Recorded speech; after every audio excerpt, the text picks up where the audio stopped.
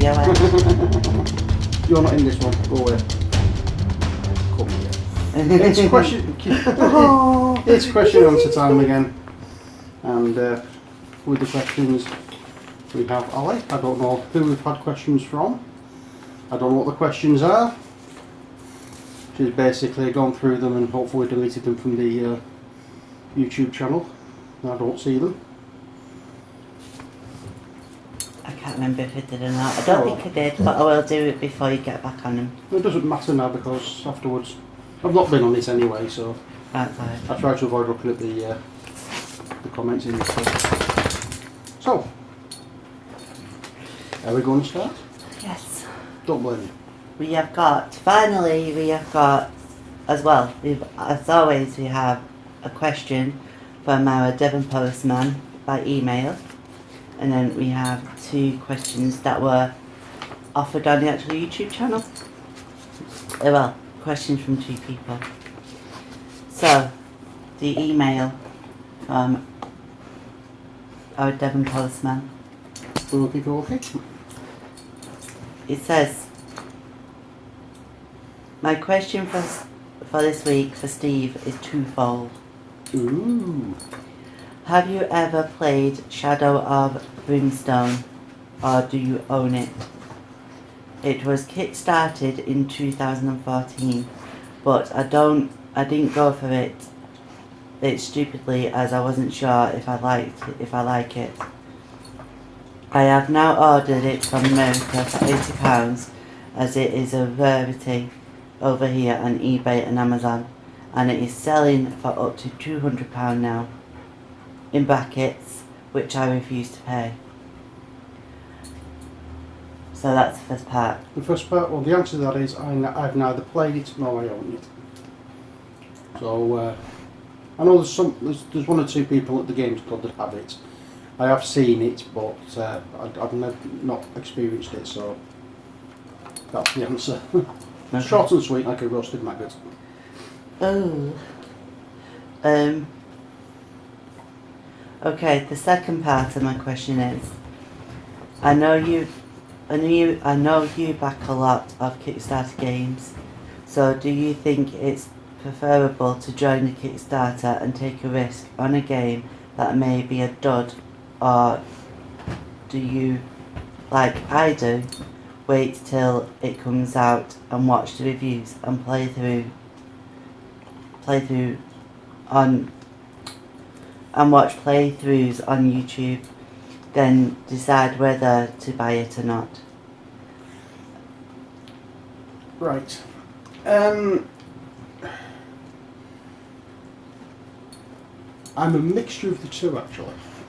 Depending on what it is, I may just jump at it straight away. Prime example for that, Mantic's Dungeon Saga, Kings of War 2, and Greater Than Games, Sentinels of the Multiverse, Oblivion. They're the 3 that I've jumped at straight away. There's others I've and ahhed about, but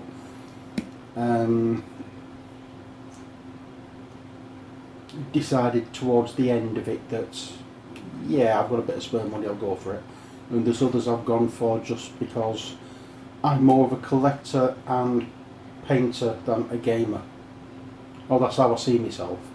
So if I see something that has really nice models, I want to paint them. So it depends on what you think, but so far I've not been disappointed with any of the games I've had off Kickstarter at all. So I can only speak positively about it, but I know some people have had bad experience with some of the games, but when all's said and done with Kickstarter, you're backing the project, you're not actually pre-ordering the game, so you've got to take, you've got to weigh up the risks involved. If you think it's worth it, then go for it. If not, then don't bother.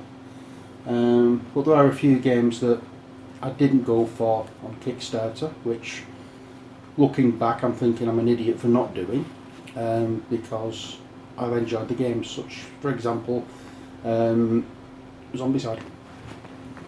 But because I started getting Zombicide retail version, I've not bothered backing any of the other Zombicide ones.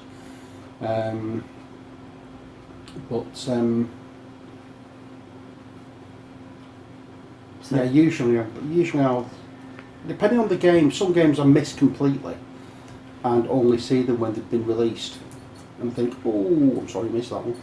There's other games I've looked at and said, oh, I'm really tempted with that one, really tempted, and I just forget about it. So does it, would you say it just depends on your standpoint, whether you're an actual gamer or a collector? not really. For me, it depends on whether I think the game's worth investing in. If I've got any spare money and I think the game's worth investing in, then I'll go for it. If not, then I'll wait till it comes out in retail and see what it's like. You did have spare money before I come in your life. This is true. He says, I obviously pay a bit more this way, but I am thinking of joining a lot more Kickstarters this year. Basically, I'm also asking how many games you regret buying this way. If you didn't go, sorry. If you didn't go with Kickstarter. Yeah.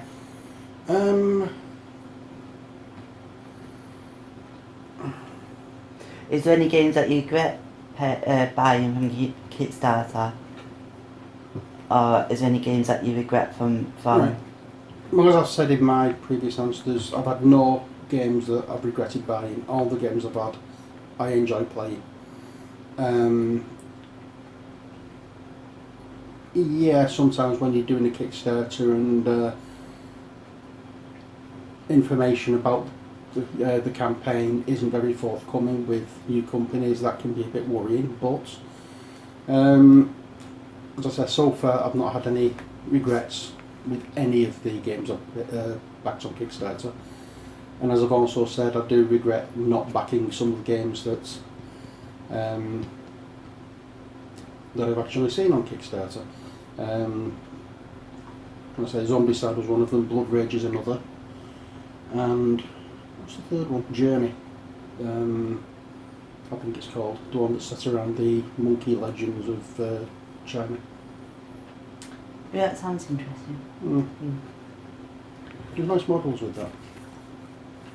Says, loving the channel as always. At the end. Thank you for that question. Alright, thanks for the question. I hope I answered it adequately enough. And I'm sorry about my reading. I'm a bit off today. And I'm sorry about the delay in answering the questions, just that because we don't have many questions.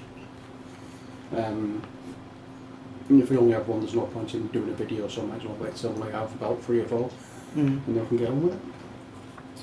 And if we want to do a video, I might as well get as much in as I can. Right. These are comments. Once again, thanks for the question. These are comments from YouTube. Addict Bear. What? Addict Bear. Iddick Beer. Addict Beer. Right, Nick. What was your biggest source of inspiration when it came to choosing colour schemes for your armies?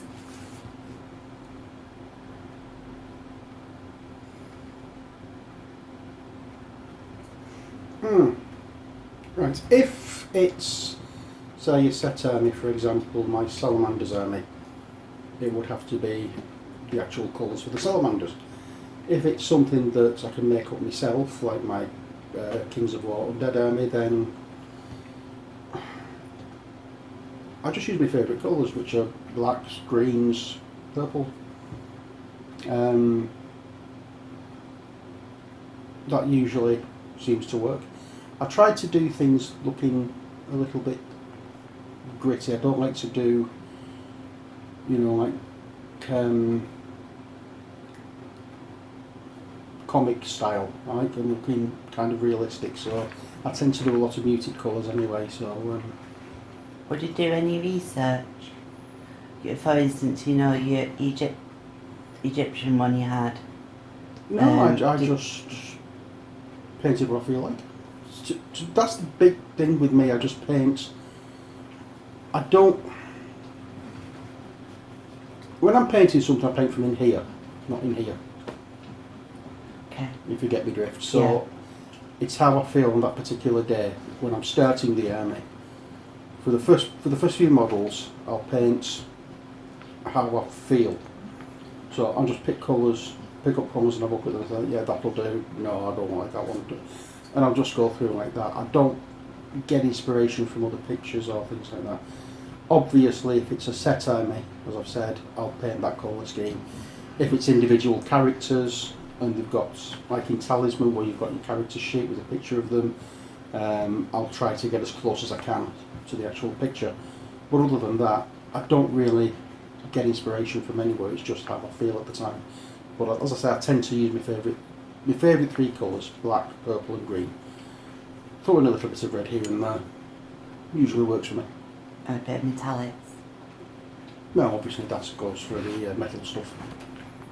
But for the actual colours of clothing and that kind of thing, I usually go with blacks, purple, and greens. Because I like them. Thanks for your question. I hope that's answered it adequately enough. Your best friends into messaging. The questioning. Oh yes. Karina. Hello, Karina. Hey, Karina. And thank you, Adit Beer, for that question as well. Idic. Adit Beer. That sounded disgusting what you just said. Adit Beer. Yeah, that sounded disgusting. It's Idic. Adit. As in like from the Star Trek Vulcan Idic. Ah, right, okay, thank you for it. Adit Beer. Right, so moving on swiftly to She's new. to She'll learn. Karina's.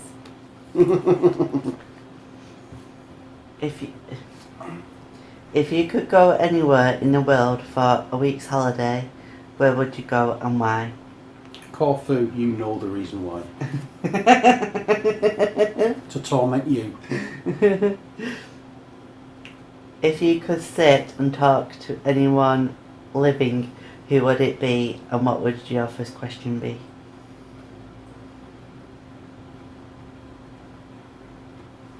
Hmm? If you could sit and talk to anyone living, who would it be, and what would your first question be? I've been asked this question before, in a way. And the answer to that I gave was Kate Bush and Will You Marry Me? But but I'm changing now for obvious reasons. No, it would still be Kate Bush. And the first question I'd probably ask, I don't know. I really don't know.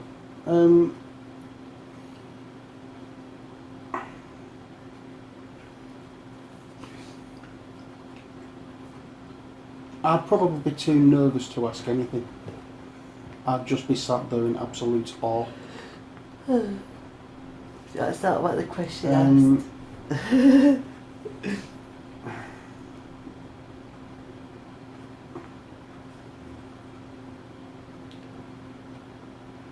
If I was going to ask anything, it would probably be Uriel. Why? The worst album she's done. What possessed her to make such dribble? Okay. Aww. But yeah, the only person living that I would want to meet and spend time with, that I haven't already, is Kate Bush. But as I say, I'd probably be too starstruck and nervous to actually ask anything.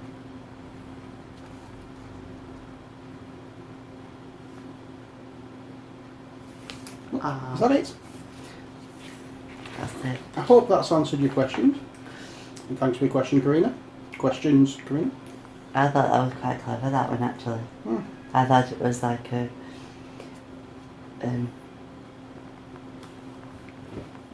How did you get to know Karina? The official Lord of the Wings Lord of the Wings. Lord of the Wings. I'm turning into Jonathan Watts now. It was the official Lord of the Rings MSN group Oh yeah. that we were both a member of, and we just started chatting through there. And that was Bayek. A good 14 years ago, I think. Wow. I would say. Maybe a little more, maybe a little less. Third longest relationship. Other than my ex-wife, yeah.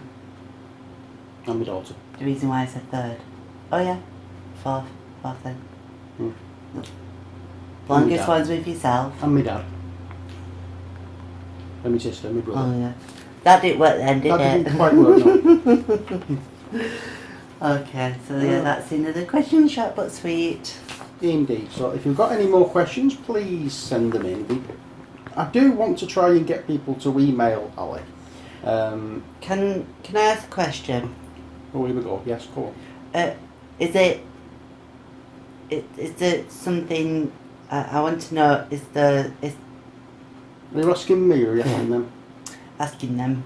Oh, you're asking them, okay. Yeah. I want to stop. Oh, I want to know. Is it easier asking the question via the comments, or would you still email in?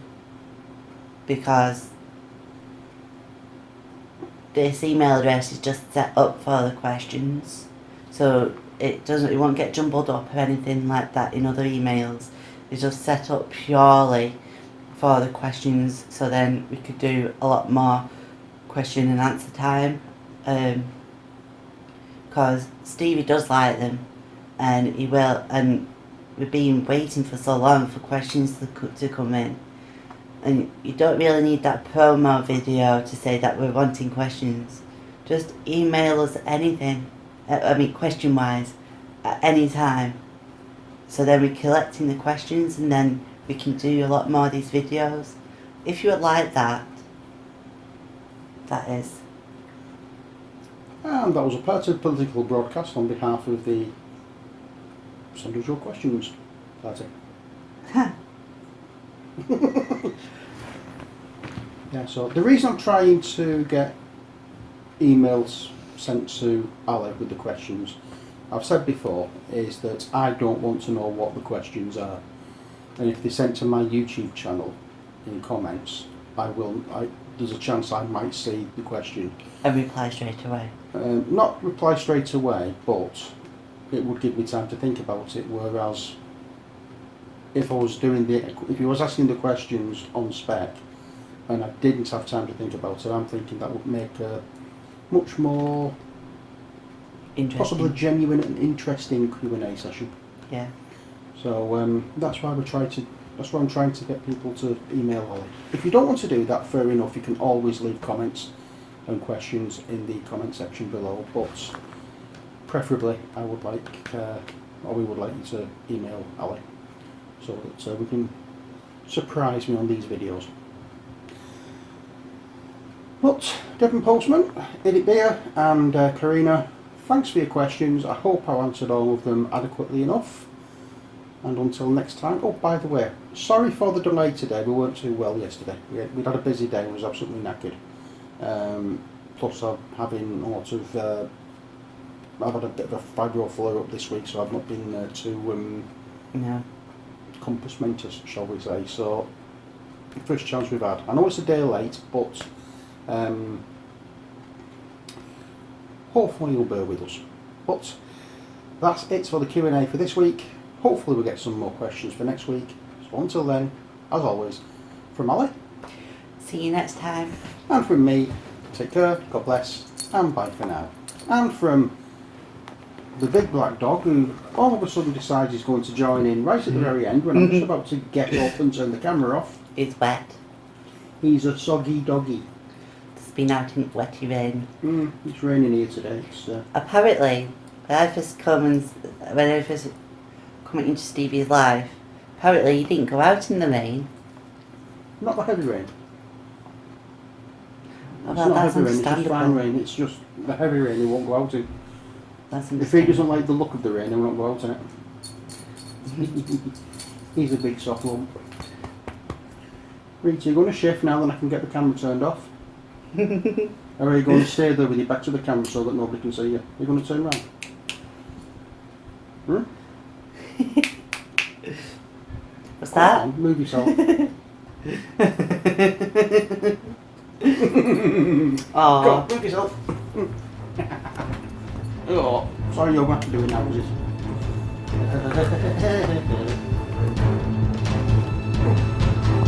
I've got